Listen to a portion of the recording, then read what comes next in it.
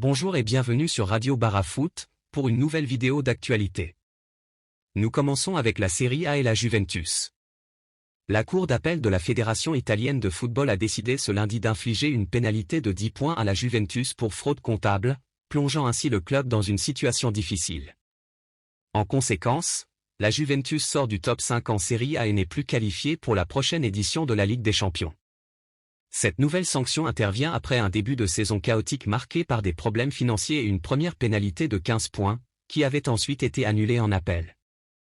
La Juventus rétrograde ainsi à la 7e place de la Serie A, avec 59 points, à 5 points de l'AC Milan, qui occupe désormais la 4e place qualificative pour la Ligue des Champions.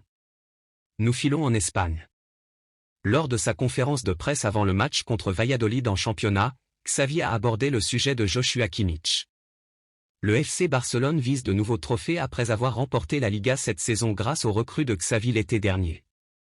Avec le départ de Sergio Busquets prévu cet été, Joan Laporta envisage de se tourner vers des joueurs tels que Lionel Messi, Ilkay Gundogan, Joshua Kimmich ou encore Bernardo Silva.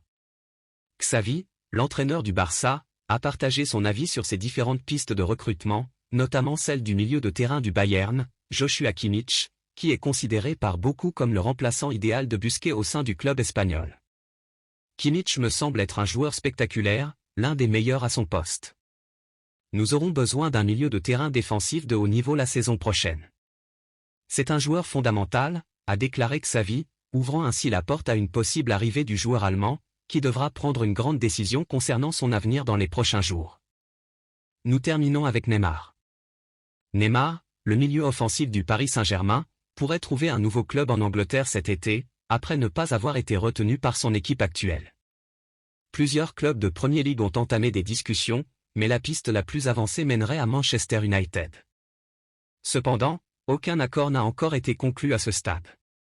Le Paris Saint-Germain préférerait un transfert afin de récupérer une partie des 222 millions d'euros investis pour recruter Neymar en 2017. Cependant, Manchester United hésite à payer un montant élevé en plus du salaire du joueur, 3,6 millions d'euros bruts par mois, surtout compte tenu des récentes blessures de Neymar. Le club anglais, qui prévoit de réaliser un investissement important pour recruter un attaquant de pointe, pourrait donc se montrer patient dans ce dossier.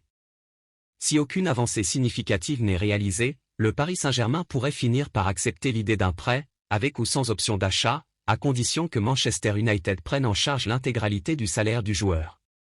Outre Manchester United, Chelsea et Newcastle seraient également attentifs à la situation de Neymar. Son contrat avec le Paris Saint-Germain court jusqu'en 2027, et son entourage devrait avoir des discussions avec Luis Campos, conseiller du club parisien, dans les prochains jours. Pendant ce temps, le joueur de Manchester United, Casemiro, tente de convaincre son compatriote de rejoindre le projet de son équipe, qui devient de plus en plus intéressant depuis la nomination de l'entraîneur Erik ten Hag l'année dernière. Voilà tout pour cette vidéo, n'hésitez pas à aimer et à vous abonner. Merci et à la prochaine.